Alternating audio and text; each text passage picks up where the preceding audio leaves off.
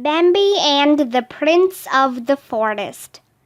Bambi was born in a quiet place in the forest, under the trees. His brown coat had lovely white spots. "What a beautiful little fawn!" said one of the birds. All through the forest birds sang and called, but Bambi heard only his mother. "Bambi," she said quietly to him, "my little Bambi." Soon Bambi began to look around. He smelled the flowers and watched the birds. He looked up at the big blue sky and jumped around in the grass. Then he lay down next to his mother, safe and happy. One day Bambi's mother told him, "You are bigger now, Bambi. I have to go to the meadow and find food. Stay here and don't move." She turned and ran away, and soon the forest was quiet. Bambi was afraid. He waited and waited, and listened and listened. Then he started to call for his mother. "Why are you crying?" a voice asked, and Bambi looked up. A big stag stood in front of him. He was tall and handsome, and he had a beautiful brown coat and big, strong antlers. "Can't you stay alone?" the stag said. Then he walked away into the forest. After that, Bambi's mother often went away and left him. But Bambi didn't call for her again. He wanted to be like the tall, handsome stag. He wanted to see him again and say, "Look at me, I don't call for my mother now." Bambi was older now, and soon his spots went. His mother began to take him to the meadow. He loved it there. He saw the big blue sky, felt the hot sun, and was happy. Many deer came to the meadow with their fawns, and Bambi soon had two friends, Gobbo and Feline, a brother and sister. Bambi jumped and ran with them, and their mothers watched and laughed. There were stags in the meadow too, but they didn't speak to the fawns. They only speak to the older deer, Bambi's mother told him. Bambi always looked for the tall, handsome stag in the meadow, but he didn't see him. One day he told Gobbo and Feline about the stag. He was taller than the stags in the meadow. His antlers were bigger, and he had a beautiful coat, Bambi said. "Our mother told us about that stag," said Feline. "He's the prince of the forest. He's the biggest stag in the forest. He speaks to nobody, and nobody speaks to him." "I'm afraid of him," said Gobbo, "and I'm afraid of man too." "Man?" said Bambi. "Who's man?" Gobbo and Feline looked at him with big eyes. "Don't you know him, Bambi?" they said. Then Feline ran away through the grass. "Come on, let's go and play," she called. The next day, in the meadow, the deer suddenly called their fawns. Then they stood and listened. They were afraid. "What is it, Mother?" Bambi asked. "What are we listening for?" "We're listening for man," said Bambi's mother. "Who is man?" Bambi asked, but his mother said, "Be quiet, Bambi. Listen." Soon the deer said to their fawns, "It's okay now, go and play." But Bambi didn't want to play. He walked away into the forest.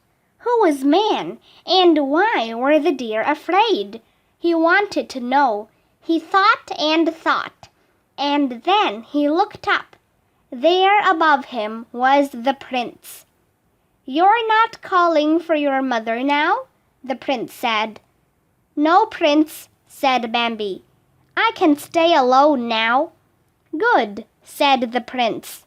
He started to walk away, but Bambi said, "Prince of the forest, please, Prince, who is man?" The prince looked at Bambi. "Listen, smell, and see," he said slowly. Then he turned and left. The summer went, and soon it was cold, and snow danced in the air. At first Bambi liked the snow, and played in it with his friends. But the animals couldn't find food, and they were hungry. Gobo was the smallest of the deer, and he was weak and tired from the cold. The deer were always together now, cold and hungry. One day Bambi's mother suddenly looked up. "The birds are calling," she said, "and they are flying out of the forest. Something is not right." The deer stood quietly and put their noses in the air. Then Bambi smelled something. It was a strong smell. He didn't know the smell, but he felt afraid. "It's man," his mother said quietly. "Bambi, my little fawn, run out of the forest and don't stop. Don't think of me. Run, now." Bambi looked around. Animals ran through the forest, and birds flew above. Then he heard the noise of a gun, a noise like thunder, and at last he ran. There were thunder noises all around now. Bambi ran out of the forest and through the meadow. He looked for his mother, but she was not there. Then he saw something in the snow, and stopped. It was Gobo. "Where's your mother, Gobo?" Bambi asked. "Where's Feline?" They couldn't wait, Gobo said. They heard more thunder noises from the forest. "You must go too, Bambi." "Get up!" cried Bambi. "Get up and come with me." "I can't get up," Gobo said quietly. "Leave me, Bambi." Bambi looked sadly at Gobo, and then he ran. There was a thunder noise behind him, and suddenly Bambi felt a terrible pain in his shoulder. "I'm going to fall," he thought. But in his head he heard his mother's voice. "Run and don't stop. Run." So he ran. He heard more thunder noises behind him, and he didn't stop. At last Bambi saw Feline behind some trees, with her mother and the deer from the forest. "Bambi!" Feline cried. "Your shoulder!" But Bambi didn't listen. "Where's my mother?" he asked. Feline looked at him. "Man's guns took her, Bambi, and Gobo fell." She started to cry.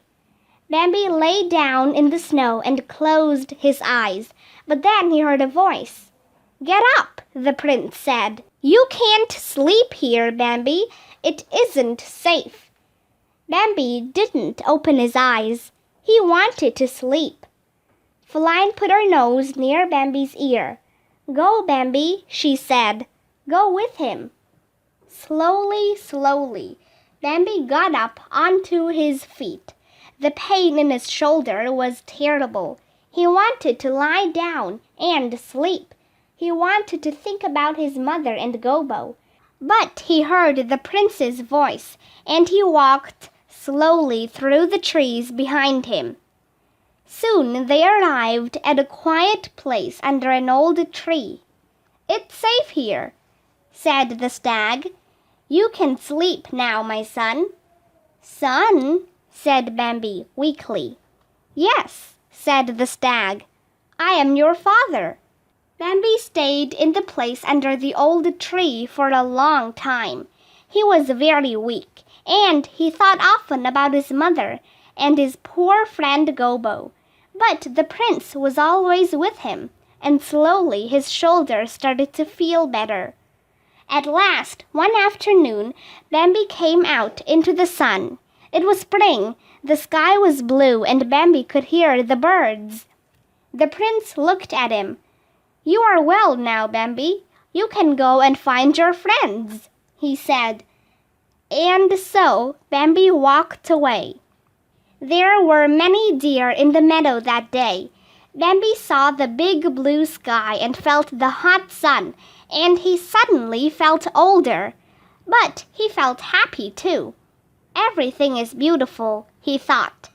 "Bambi!" cried Feline, and she ran to him. "Bambi, you're well again." Feline put her black nose next to Bambi's nose, happily. "Yes," thought Bambi, "everything is beautiful."